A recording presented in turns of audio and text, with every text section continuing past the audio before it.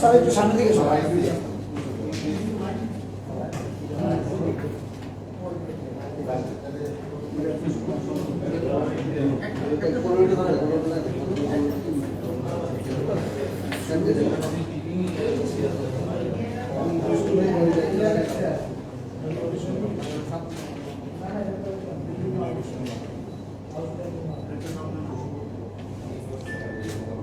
শুরু করে দিই শুরু করে ঠিক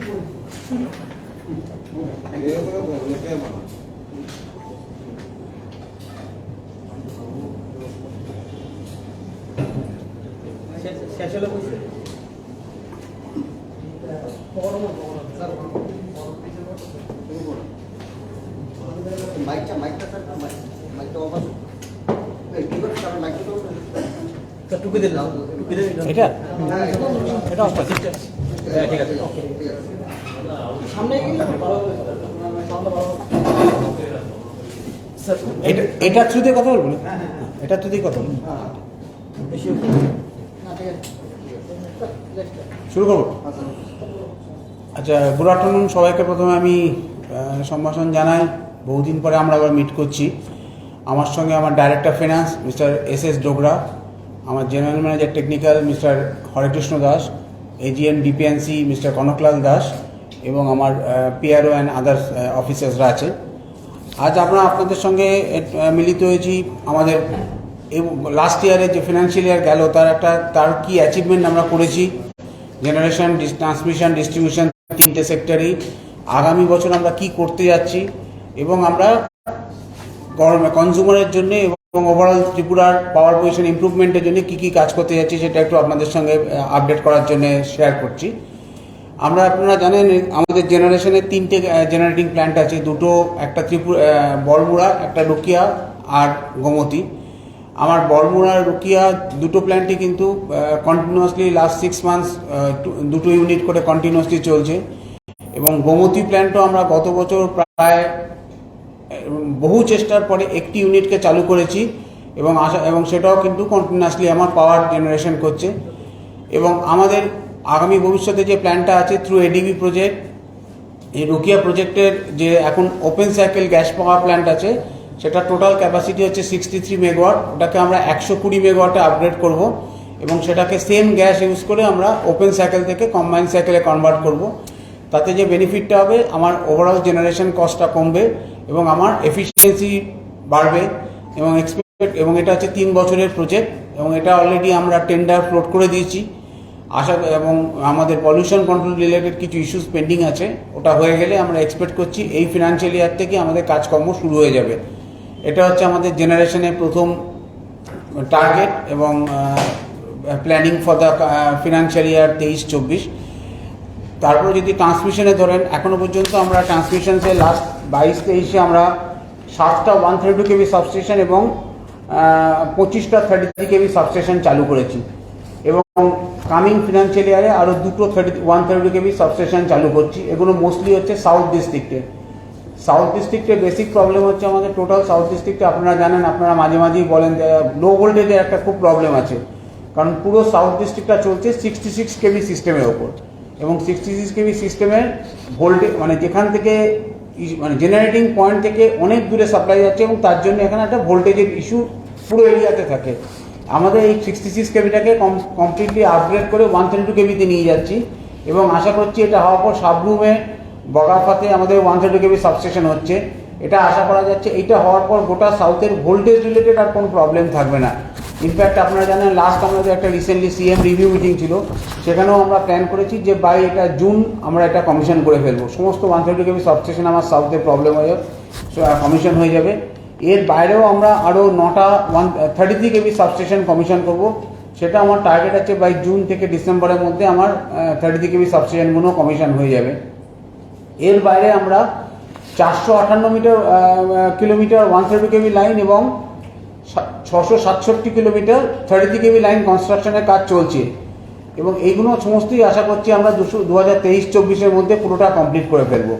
সুতরাং আমরা ট্রান্সমিশন লাইনের ইনক্রিজ করাচ্ছি, ট্রান্সমিশন ক্যাপাসিটি ইনক্রিজ করাচ্ছি, ভোল্টেজ আপগ্রেডেশন করাচ্ছি। এই তিনটে স্টেপ নিয়ে আমরা আশা করছি, 1 নম্বর হচ্ছে আমরা সাপ্লাই রিডান্ডেন্সি বাড়াচ্ছি, মানে আমার অ্যাভেলেবিলিটিটা বাড়িয়ে দেবো আমার পাওয়ারের, এবং ভোল্টেজ প্রোফাইলটাকে ইমপ্রুভ করাবো, মানে কনজিউমারের যে লো ভোল্টেজ রিলেটেড কমপ্লেন এবং সাপ্লাই রিলায়েবিলিটিটা অনেক ইমপ্রুভ করবে।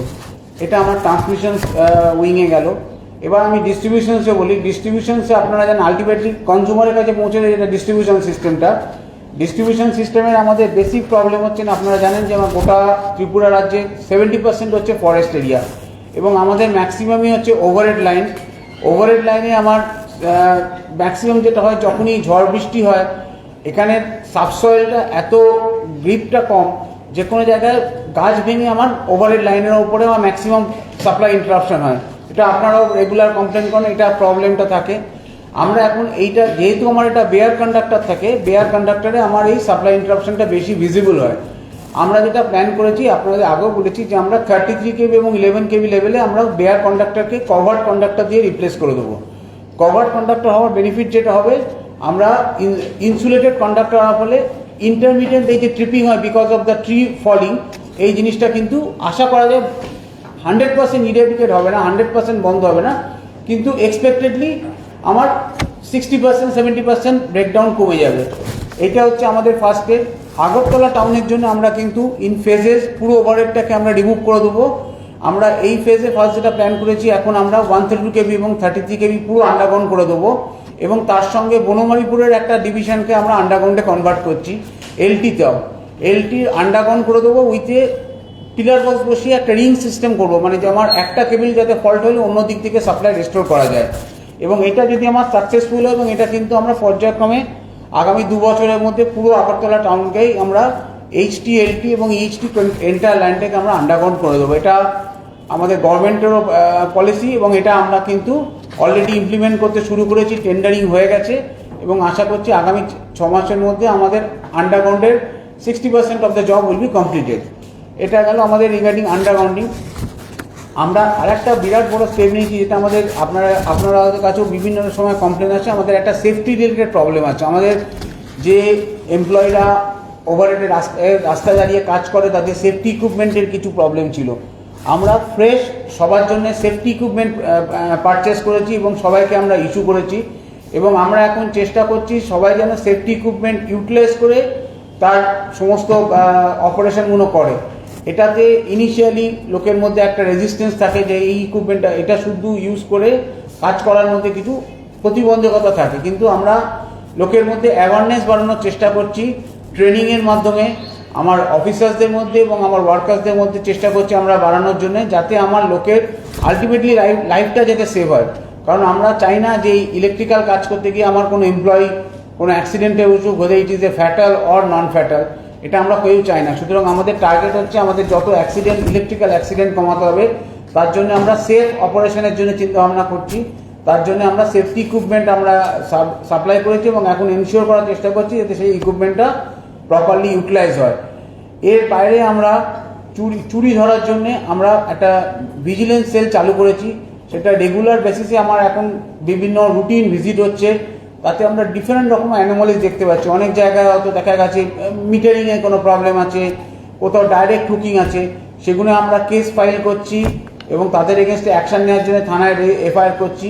কারণ আপনারা জানেন যে এখানে কিন্তু পেনাল মানে ইলেকট্রিসিটি অ্যাক্টে কিন্তু 135 এবং 139-এ মানে আপনার জেল পর্যন্ত হতে পারে। যদি চুরি যদি প্রমাণিত হয় তাহলে কিন্তু এমপ্লয়ি যে কনজিউমার তার কিন্তু জেল পর্যন্ত হতে পারে, সেই প্রভিশন আছে। সুতরাং আমরা চেষ্টা করছি যাতে চুরিটাকে লোকের মধ্যে যতটা কমান করা যায়। এখন আমরা যেটা রিসেন্টলি ফিল করলাম যে আমাদের যখন প্রিপেড কনজিউমারে যখন প্রিপেড মিটার লাগালাম, এলটি যে ইনকামিং ওয়ারটা সেটা বেয়ার থাকার জন্য মিটারের থ্রু দিয়ে কেউ সাপ্লাই নিচ্ছে না, ডাইরেক্টলি হুক করে সাপ্লাই নিয়ে নিচ্ছে। এবং সেই হুকিংটা বন্ধ করার জন্য আমরা বেয়ার কন্ডাক্টরকে এই আগামী আরডিএসএ স্কিমে কভার কন্ডাক্টর এবি কেবল দিয়ে রিপ্লেস করব, যাতে অ্যাটলিস্ট ইনসুলেশন পাংচার করে চুরিটা কেউ না করতে পারে। কারণ আলটিমেটলি কিন্তু পুরো কোম্পানিটাই চলছে কিন্তু রেভিনিউর ওপর। টিএসসিসিএল এর রেভিনিউ যদি না আসে আমরা এই কোনো অ্যাক্টিভিটি আমরা করতে পারবো না। সুতরাং আমাদের বেসিক টার্গেট হচ্ছে এই রেভিনিউটাকে কী করে ইনক্রিজ করা যায়, যাতে আমরা এই টাইপের অ্যাক্টিভিটি আরও বাড়াতে পারি। কিন্তু আমাদের সবচেয়ে যেটা কনসার্নিং থিং, যার জন্য আপনাদের সঙ্গে শেয়ার করতে যাচ্ছি এবং আপনাদের থ্রুতে আমরা মেসেজটা দিতে যাচ্ছি, আমাদের এরিয়ার অ্যামাউন্টটা কন্টিনিউয়াসলি বেড়ে যাচ্ছে। আমাদের এখন এরিয়ার অ্যামাউন্টটা is now crossing 500 crore rupees, যেটা আমার চিন্তা করুন, আমার মাসের বিলিং হয় অ্যারাউন্ড 50 থেকে 55 কোটি টাকা। তার মানে এক বছরের আমার মান্থলি টোটাল যা রেভিনিউ হয় সেটা হচ্ছে আমার total dues, private dues, government dues তো আলাদা আছে। সুতরাং এই ডিউজটাকে আমাদের টার্গেট হচ্ছে যত তাড়াতাড়ি কমানো, কারণ আমরা তার জন্যে লোকের বাড়িতে পার্সু করছি, ডোর টু ডোর সার্ভে করছি, কনজিউমারের কাছে গিয়ে বোঝানোর চেষ্টা করছি। কনজিউমারের বিলিং কালেকশন বাড়ানোর জন্য আমরা নতুন স্টেপ নিয়েছি, আমরা বিলিং এজেন্সি নতুন ডেপ্লয় করেছি এবং আমরা যাতে কারেক্ট বিলিং হয় আমরা এখন ফটো বিলিং কনসেপ্ট চালু করছি, যাতে ওখানে পার্টিকুলারলি কনজিউমারের বাড়িতে গিয়ে মিটার রিডিং দেখেই যেন অন অ্যাকচুয়াল বিলিং হয় সেটাকে আমরা ইনসিস্ট করার চেষ্টা করছি, যাতে কনজিউমারের বিলিং রিলেটেড কমপ্লেনটা কমানো যায়। মানে অন অ্যাকচুয়াল বিলিং, আগে যেটা আমাদের কাছে এক্সপিরিয়েন্স আছে, আমরা বহু ক্ষেত্রে অন অ্যাকচুয়াল বিলিং করিনি, অ্যাভারেজ বিলিং করেছি, কেউ বলেছে হায়ার বিলিং হয়েছে। সেইটাকে কমানোর জন্য যাতে অন অ্যাকচুয়াল বিলিং হয়, কনজিউমার যাতে কোনো কমপ্লেন না করতে পারে, সেই জন্য আমরা সেই পরিস্থিতিটাকে চালু করার জন্য আমরা নতুন বিলিং এজেন্সি করেছি, নতুন স্পট বিলিং মেশিন সাপ্লাই করেছি। কারেক্ট বিলিং করে আমরা এক্সপেক্ট করবো কনজিউমার্সকে যেন কারেক্টলি পেমেন্টটা করে, কারণ আমাদের এখন এক্সপিরিয়েন্স হচ্ছে যে কনজিউমার্সকে আমি যে মাসে বিল দিই তার 50% তার পেমেন্ট আমার কাছে সেই মাসে আসে না, সেটাকে অ্যাজ এরিয়া হিসেবে কন্টিনিউ করে যায়। সুতরাং এই প্যাটার্নটাকে আমাকে চেঞ্জ করতে হবে, কারণ আলটিমেটলি কিন্তু বারবার আপনাদের যেটা বোঝানোর চেষ্টা করছি, কোম্পানিটা পুরোটাই ডিপেন্ড করছে কোম্পানি যখন রেভিনিউ বাড়ানোর জন্য। সুতরাং রেভিনিউ যদি না আসে, এই সমস্ত অ্যাডিশনাল অ্যাক্টিভিটিগুলো আমরা কিন্তু আমার আস্তে আস্তে কমে যেতে শুরু করে। সুতরাং আমাদের এটাই টার্গেট যে আমরা ওভারঅল সিস্টেম ইমপ্রুভমেন্ট করব, প্লাস আমার রেভিনিউ বাড়াবো, যাতে আমরা ওভারঅল ত্রিপুরা রাজ্যের পাওয়ার সিচুয়েশনটাকে ইমপ্রুভ করতে পারি, এটাই টার্গেট। সুতরাং আশা করি আমরা এইদিকে যেরকমভাবে এগোচ্ছি, আগামী 23-24 আরও সিস্টেম আরও আপনাদের বেটার কোয়ালিটি সাপ্লাই দিতে পারবো, এবং এটাই আমাদের বক্তব্য আজকের জন্য। এবার যদি আপনাদের কিছু জিজ্ঞাসা থাকে বলুন। হ্যাঁ, एक मिनट, मैंने डायरेक्टर फिनेंस साहब कुछ बताएंगे। I just supplement what MD Saab has narrated. We have taken a lot of good initiatives. Our attempt is only to help our stakeholders. So we have two major stakeholders. One is consumers. We ultimately exist because of consumers. Another is contractors. So we are taking a lot of care of both these stakeholders.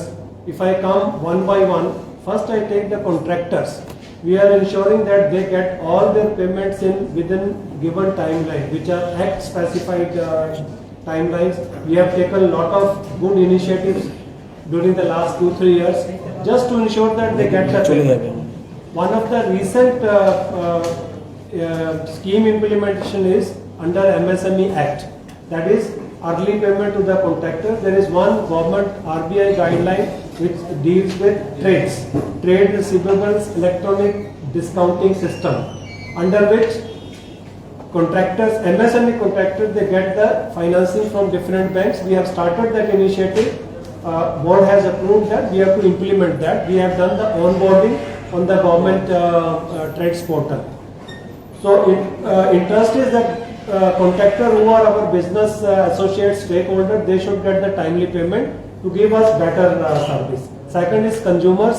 As MD Saab has stated, lot of new initiatives have been introduced to see that our consumers, they get the best service in form of the quality supply, regular supply, and minimum frequency for power outage. That is not there.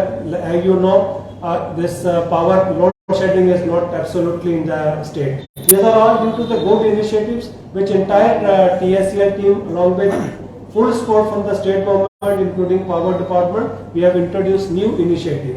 We are now coming up with the consumer grievance redressal mechanism. We are undertaking a study. Maybe in next 1 or 2 months we will come out with better mechanism how to handle consumer grievances and how to liquidate them, settle the grievances without lingering them, allow them to linger on for the longer period, because then it becomes the issue for both the parties, DISCOM as well as the consumer. So we are trying to have a good mechanism where the grievances are settled within the minimum possible time. These two reforms, one for the contractor, another for the consumer. We hope that we will do a good business in the state where PSL is the sole power distribution company, so we have extra responsibility to take care of these stakeholders along with others. We have number of stakeholders. If I list two most important, is one is the employees society, another is the state government. So we are putting our right foot forward to see that we do best business in the state. That is what our initiative. If we look at the new things like MD has told, we have put up a scheme for implementation based on the government guideline, that is RDSS. We have done good work there. Then we have got ADB funding where we will be creating the new infrastructure just to ensure that we continue to create infrastructure which meets the requirement of industry in the state, commercial consumers along with the retail consumers. So we need the support of everybody, including the media, strengthen our hands so that we can move forward in a very meticulous plan to see that all the stakeholders get the best service when we give the service to them. Thank you. হ্যাঁ বলুন। আপনাদের বকেয়া বিলের জন্য প্রায় 25 বছর বাড়ছে, private মানে বেসরকারি ক্ষেত্রে। সরকারি ক্ষেত্রের অবস্থাটা আপনারা এখানে উল্লেখ করেন। সরকারি ক্ষেত্রে আমি আপনাকে বলি, সরকারি ক্ষেত্রে এই মানে গত বছর পর্যন্ত আমাদের কিন্তু আমি আপনাকে বলি আমাদের একটা RDSS স্কিম যেটা উনি এক্ষুনি উল্লেখ করলেন, এটার একটা প্রিরিকুইজিট ক্রাইটেরিয়া আছে। তার মধ্যে এটা সরকারি ডিউজটাকে মানে একটা জায়গায় ফিনান্সিয়াল ইয়ারের মধ্যে কমপ্লিট করতে হয়, নাহলে আমি RDSS স্কিমের জন্য এলিজিবলই হব না। আমার গত বছরে আমরা যখন এটাতে এলিজিবিলিটি নিচ্ছিলাম তখন এটা মাত্র 4 কোটি টাকা ছিল। এবার ফর দিস ইয়ার এটা সরকারি ডিউজও বেড়েছে। আমি আপনাকে বললাম যে গভর্নমেন্ট এবং সরকারি এবং বেসরকারি এখন প্রায় সরকারি ডিউজ আমার 48 থেকে 50 কোটি টাকা, এবং এখন আমরা ফলো আপ করেছি এবং এক্সপেক্ট করছি বাই 31 মার্চ তার 20-22 কোটি টাকা আমরা লিকুইডেট করে দেবেন, আমাদের গভর্নমেন্ট থেকে করেছেন। আমার DWS এর একটা সাবস্টেন্সিয়াল অ্যামাউন্ট অফ ডিউজ আছে, পঞ্চায়েতের আছে। আমরা প্রত্যেকটা ডিপার্টমেন্টের সঙ্গে ইন্ডিভিজুয়ালি আমার কমার্শিয়াল টিম ফলো আপ করেছে এবং আমাকে কনসার্ন ডিপার্টমেন্টটা এনশিওর করেছে যে by 31st March they will at least liquidate 50% of that amount to us. তো মানে আমাদের কাছে it is not a still now it is not a big concern, মানে সরকারি ডিউজ আমার কিন্তু পেয়ে যায়। কিন্তু আমার চিন্তার কথা হচ্ছে এই পোর্শনটা যেটা আপনাকে বলছিলাম, আমাদের যেটা ট্রেন্ড আমরা অ্যানালিসিস করে রেখেছি, মানে আপনি মনে করুন আপনাকে এই মাসের বিল দিলাম, এই মাসের 50% লোক এই মাসের বিলটা পেমেন্ট করে, বাকি 50% লোক পেমেন্টটা করেই না, তারা পেছনের কিছুটা ডিউজ সেটেল করে। তার ফলে কি তার কিন্তু এফেক্টিভলি তাকে কিন্তু আগে যদি 100 টাকা দিতে হবে এখন তাকে 110 টাকা দিতে হবে, কারণ তার সঙ্গে একটা LPS যোগ হচ্ছে। কিন্তু সেই এডুকেট করার মতো লোকের মধ্যে কিন্তু নেই, তার ডিউজ বেড়ে যাচ্ছে, এরিয়ার বেড়ে যাচ্ছে, কিন্তু স্টিল ও is not paying the current bill, he is only paying the previous bill, that too a part amount. এর ফলে dues is goes on increasing. এই মেসেজটা যদি আপনাদের মানে you are the best media যেখানে শুধু এই মেসেজটা পাওয়া দরকার, আপনারা অ্যাটলিস্ট কারেন্ট বিলটা তো রেগুলার পেমেন্ট করুন। আমি মনে করুন মাসে 50 কোটি টাকা বিল করছি, আমি কালেকশন করছি, হয়তো ধরুন 40-45 কোটি টাকা, তার 25 কোটি টাকা হচ্ছে লাইভ কনজিউমারের বিলিং, বাকি হচ্ছে 50 কোটি হচ্ছে এরিয়ার। মানে দিস ইজ দ্য ট্রেন্ড, এটা কিন্তু আমি অ্যানালিসিস করে দেখেছি। আমার আর দুটো ব্যাপার রয়েছে। একটা হলো ত্রিপুরাতে যখন পাওয়ারের প্রয়োজন ছিল ধরুন অ্যাপ্রক্সিমেট 50 মেগাওয়াট, তখন যে ট্রান্সমিশন সিস্টেম ছিল 132, 166 বা 33, এখনো একই সিস্টেম রয়েছে না? আমি মানে যেটা সেটা আপনাকে বলছি। হ্যাঁ বলুন। আপনারা কি 400 ট্রান্সমিশন সিস্টেমটা কি 400 তে নেবেন, মানে এরকম কোনো পরিকল্পনা কি আপনাদের? As of now. নাম্বার 2, প্রচুর পরিমাণে কাট আউট চুরি হচ্ছে, এর ভেতর থেকে তামা চুরি করে বিক্রি করা হচ্ছে, এই খবর নিশ্চয়ই আপনাদের রয়েছে। এই দুটো প্রশ্নই বেসিক্যালি এই সম্পর্কে আপনাদের ইনিশিয়েটিভ কি? প্রথম কথা বলি 132 KB আমাদের, আপনি যেটা জিজ্ঞেস করলেন রিগার্ডিং আগেকার সিস্টেমের রেসপেক্ট এখনকার সিস্টেমে, আমাদের সিস্টেমের একটা প্রিন্সিপাল ছিল N-1 রিডান্ডেন্সি। মানে আপনার যদি মানে 100 মেগাওয়াট পাওয়া দরকার, আপনি মিনিমাম 200 মেগাওয়াটের একটা ইনস্টল ক্যাপাসিটি তৈরি করবেন। এখন আমাদের যা সিস্টেম হয়েছে এটা মানে যদি পুরোটা ইনস্টল হয়েছে it will be N-2 redundancy, মানে 100 মেগাওয়াট দরকার হলে 300 মেগাওয়াট ইনস্টল মানে আমার নেটওয়ার্ক রেডি হয়ে থাকছে। মানে এই আমাদের যে 1800 কোটি টাকার ওয়ার্ল্ড ব্যাংকের প্রজেক্ট চলছে, এটা যদি এখন পুরোপুরি ইমপ্লিমেন্ট হয়ে যাবে, আমরা একটা ইনিশিয়েটিভ নিয়েছি, বললাম আপনাকে যে 66 KB ভোল্টেজটাকে আমরা তুলে দেবো আস্তে আস্তে, কারণ 66 KB is now A outdated voltage system. কারণ ওইটাকেই আমরা এটাকে আমরা 132 KB আপগ্রেড করলে আমাদের সিস্টেম লসটা কমে যাবে, কারণ আমার ট্রান্সমিশন লসটা নর্মাল নর্মেটিভের থেকে একটু স্লাইটলি হায়ার সাইডে আছে, সেটাকে আমরা এনশিওর করবো যাতে সেটাকে আমার নর্মেটিভ নামে আনার জন্য। সেটার ফার্স্ট স্টেপ হচ্ছে আমরা ভোল্টেজ আপগ্রেডেশনে যাচ্ছি, কারণ সাউথের এরিয়াটা পুরোটাই 66 কেবি সিস্টেম দিয়ে এখন ফিট, যার জন্য আমার লো ভোল্টেজ প্রবলেম এসে ইস্যু আসে। সেইটাকে আমরা 132 করলে এই প্রবলেমটা পার্মানেন্টলি সলভ হয়ে যাবে। আর আমরা নাম্বার অফ মানে আপনার লোড সেন্টারে 132 কেবি এবং 33 কেবি সাবস্টেশন করছি। যখন লোড সেন্টারে আপনি সাবস্টেশন করেন তখন ওভারঅল সিস্টেম লসটাকে অনেকটা রেস্ট্রিক্ট করা যায়। মানে এই দুটো আমরা স্টেপ নিয়েছি যাতে আমাদের, এবং ভবিষ্যতে আরও একটা নতুন আমরা জিনিস চালু করবো, will introduce the GIS system, মানে গ্যাস ইনসুলেটেড সিস্টেম। এইটার বেনিফিট কি, গ্যাস ইনসুলেটেড সিস্টেম যেখানে আমার স্পেস কনস্ট্রেন্ট থাকে। আপনি অনেক বড় বড় মেট্রোপলিস সিটিতে দেখবেন যেখানে আপনার সাবস্টেশন করার মতো অতখানি জায়গা নেই বা আউটডোর ইয়ার্ড করা যাচ্ছে না, সেখানে ছোট জায়গার মধ্যে গ্যাস ইনসুলেটেড সিস্টেম করে অনেক কমপ্লেক্স জিনিসের মধ্যে একই ক্যাপাসিটির আপনি পাওয়ার ডেভেলপ করতে পারবেন, মানে এভাকুয়েট করতে পারবেন। তো আমাদের প্ল্যান আছে, আমাদের জিবি হসপিটাল মানে কিছু ইম্পর্টেন্ট লোকেশনে শহরের মধ্যে আমরা থ্রু আরডিএসএস এর মডার্নাইজেশন প্রজেক্টের থ্রু দিয়ে দুটো গ্যাস ইনসুলেটেড সিস্টেম চালু সাবস্টেশন কমিশন করবো। তো এটা হচ্ছে পুরো আন্ডারগ্রাউন্ড সিস্টেম এলটি কেবলের পিলার বক্সের থ্রু দিয়ে কানেক্টেড আছে, মানে আপনার যদি এদিক থেকে কোনো কেবলের ফল্ট হয় অন্য একটা কেবল দিক দিয়ে সাপ্লাই রেস্টোর করে দেওয়া যায়। এবং সেইগুলো সমস্ত যে ইন্ডিভিজুয়াল ইউনিটগুলো সেগুলো সমস্ত পিলফার প্রুফ, মানে এগুলো আপনি চুরি করতে পারবেন না। এগুলো ওই সিস্টেমটাই নেই, মানে আপনার ওই রিওয়ারেবল ফিউজ ওয়্যার সিস্টেমটা বন্ধ হয়ে যাবে, তার জায়গায় HRC ফিউজ লাগানো যায়। তো সেই সিস্টেম আমরা নিয়ে আসছি। আমরা প্রথমত এক্সপেরিমেন্টালি বনমালীপুর ডিভিশনটাকে এটা করবো প্ল্যান করেছি এলটিতে। যদি এটা সাকসেসফুল হয় এটা আমরা বাকি ডিভিশনও আস্তে আস্তে এটাকে এক্সটেন্ড করবো। এটা হচ্ছে আমাদের সেকেন্ড ফেজ। আপনাদের আন্ডারগ্রাউন্ড লাইন একটা সময় খুব ভালো, আগরতলা শহরে আন্ডারগ্রাউন্ড লাইন যথেষ্ট শক্তিশালী লাইন ছিল। আনফরচুনেটলি যখন নগর উন্নয়নের কাজ হলো নগর উন্নয়ন দপ্তর থেকে, তখন আপনাদের লাইনগুলো আন্ডারগ্রাউন্ড কেবলের লাইনগুলো সব ড্যামেজ হয়ে গেছে এবং সেটার ক্ষেত্রে আপনাদের কোঅর্ডিনেশনের একটা সমস্যা। একদম ঠিক কথা বলেছেন। এই সম্পর্কে আপনারা কি স্টেপ নিয়েছেন?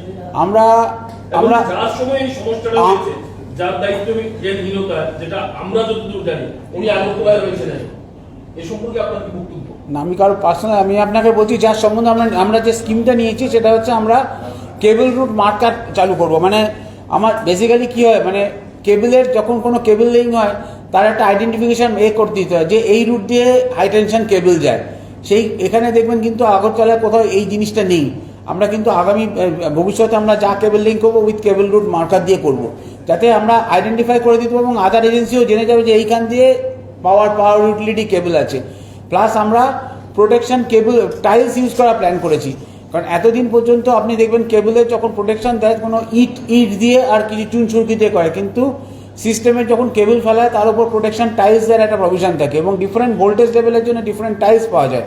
আমরা এটাও নতুন করে কমিশন করার চেষ্টা করব, যাতে কেউ যদি মনে করুন এক্সকাভেট করতে গেলে টাইলস আগে আপনাকে প্রথমে একটা প্রোটেকশন দেবে কেবলের ওপর।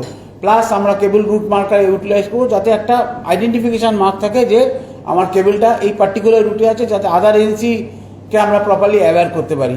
প্লাস আমরা চেষ্টা করি জিনিসটা এখন স্মার্ট সিটির সঙ্গে যতটা কোঅর্ডিনেশন বাড়ানো যায়, যাতে প্রত্যেকের এজেন্সি রুটটা জানতে পারি যে হ্যাঁ আমরা এইখানে কাজ করছি।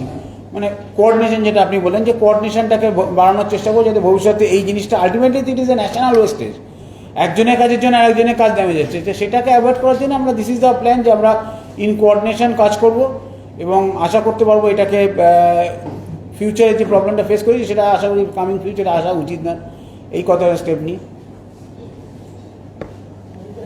বিদ্যুৎ চুরির দায়ে কতজনের নামে এফআইআর হয়েছে?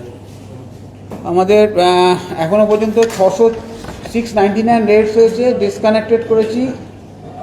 এফআইআর কতগুলো করা হয়েছে?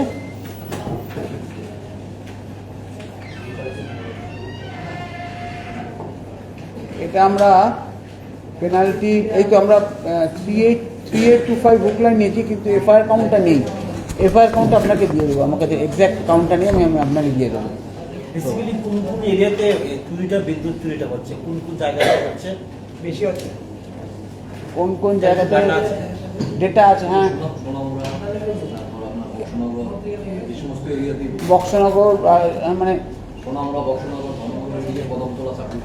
টাউন এরিয়াতে জায়গাতে আছে। আচ্ছা, টাউন এরিয়াতে অ্যাপারেন্টলি নেই, কিন্তু তবে মানে মানে ভেরি রেয়ার কেসে, মানে নর্মালি এটা রুরাল এরিয়াতে ফ্রিঞ্জ এরিয়াতেই বেশি আছে। এবং এটা আমরা ওই কতগুলো 3-4টে এরিয়ার মধ্যে যেটা এরিয়ার নামগুলো বললেন সেইগুলোকে আমরা দেখেছি, পার্টিকুলারলি এই এরিয়াতে বেশি চুরিটা আছে। আর বাকি সেইগুলোকে আমরা চেষ্টা করছি, বললাম যে আমরা বেয়ার কন্ডাক্টরের জায়গায় এবি কেবল লাগিয়ে চেষ্টা করি যাতে চুরিটাকে পার্মানেন্টলি বন্ধ করা যায়। কারণ এই হুক লাইন রিমুভ করে ডিসকানেক্ট করে কিন্তু আলটিমেটলি সলিউশন হবে না।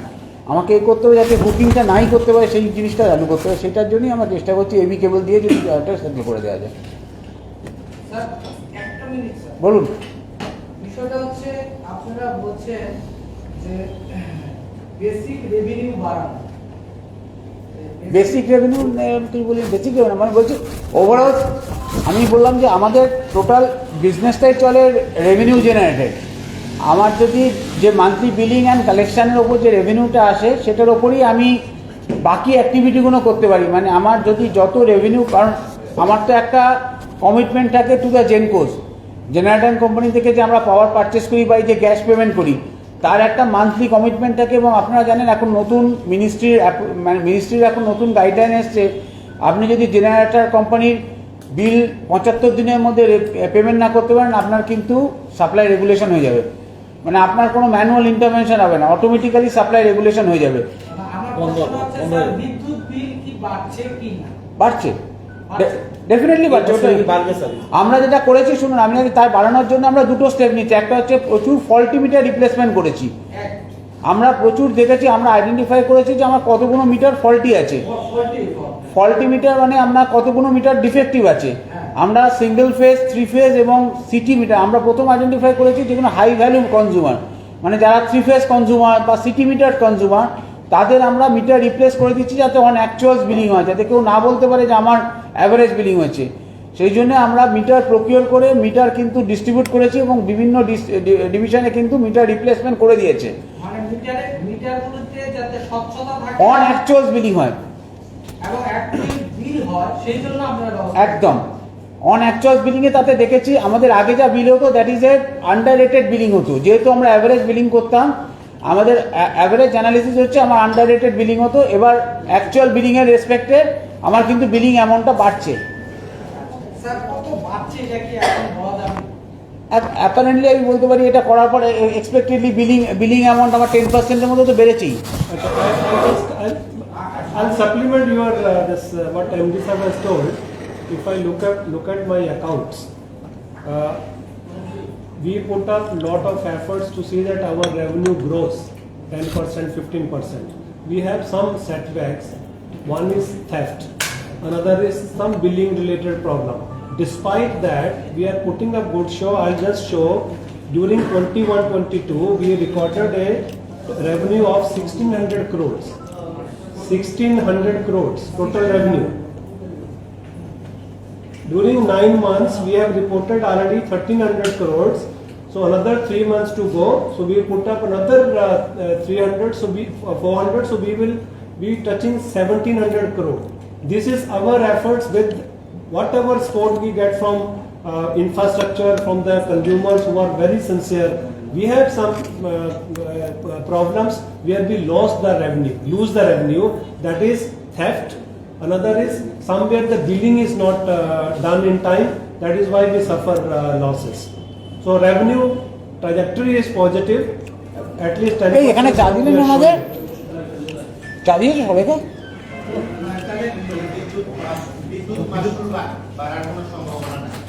আমরা তো চেয়েছি, আমরা জানি না, দেখুন আমরা এটা তো আমার হাতের মধ্যে পড়ে না, এটা টিআরসি ডিসাইড করবে। আমাদের এটা প্রত্যেক বছরে ট্যারিফ পিটিশন সাবমিট করতে হয়।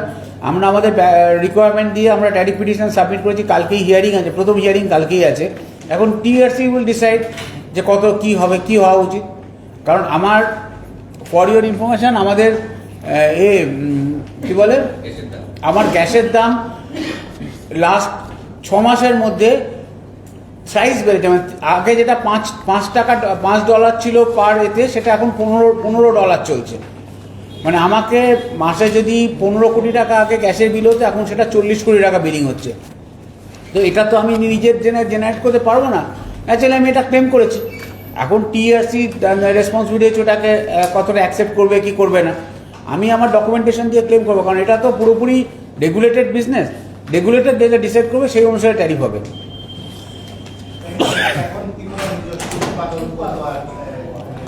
ত্রিপুরা নিজস্ব উৎপাদন আমি বললাম আপনাকে, আমার বড়মুড়া, রুকিয়া এবং গোমতী মিলিয়ে আমরা এখন জেনারেট করছি 85 মেগাওয়াট, 85 মেগাওয়াট। দুটো 40 বড়মুড়া রুকিয়া অ্যান্ড গোমতী হচ্ছে 5 মেগাওয়াট। মানে চারটি মিলিয়ে মানে ওই দুটো 21x2 করে আছে 84 এর এগেনস্টে আমরা 80 মতো জেনারেট করি।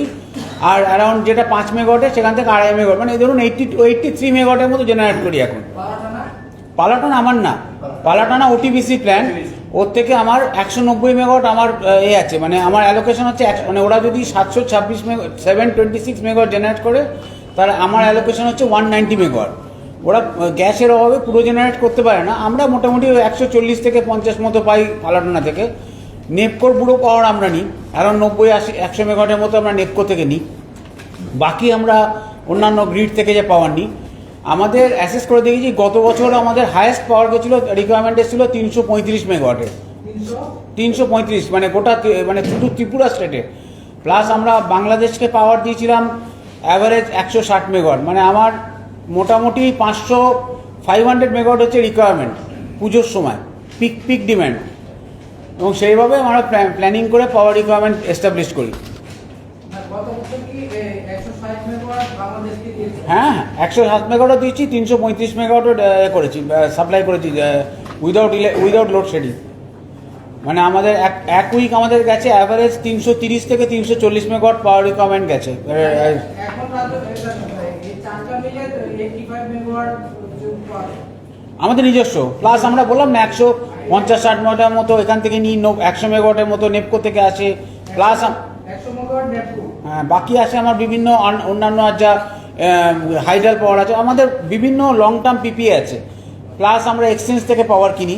টোটাল কত? এখানে টোটাল একদম টোটালটা এটা ভ্যারিয়েবল। দেখুন, কিছু পাওয়ার থাকে সেটা হচ্ছে অ্যাজ অ্যান্ড ওয়েন রিকোয়ার্ড আমরা পাওয়ার করি। মানে আমাদের এখানে এখন এক্সচেঞ্জে যেটা সুবিধা আছে, আপনার মনে করুন হঠাৎ যদি শর্ট টার্ম 40 মেগাওয়াট পাওয়ার রিকোয়ারমেন্ট আছে, সেরকম আপনি এক্সচেঞ্জে পাওয়ার কেনার অপশান আছে। না আমাদের নিজস্ব এগ্রিমেন্টে অ্যাভেলেবিলিটি আছে অ্যারাউন্ড কত 550 মেগাওয়াট, কিতনা হোগা 550 মেগাওয়াটের মতো আমার মানে পিপিএ অ্যান্ড সমস্ত এই দিয়ে 550 মেগাওয়াটের মতো আমাদের এস্টাবলিশ করা আছে। আর আমাদের পিক ডিমান্ড হচ্ছে 500 মেগাওয়াট। হ্যাঁ, সুতরাং আমার যদি তার 500, এবং মনে করুন সবগুলো তো সবসময় অ্যাভেলেবেল নাও হতে পারে, হঠাৎ যদি আজকেই মনে করুন পালাটান হঠাৎ বন্ধ, 3 দিনের জন্য বন্ধ, এটা তো ইমার্জেন্সি, এটা তো কারোর হাতে নেই, তখন আমাকে দরকার হলে এক্সচেঞ্জ থেকে পাওয়ার কিনতে হবে।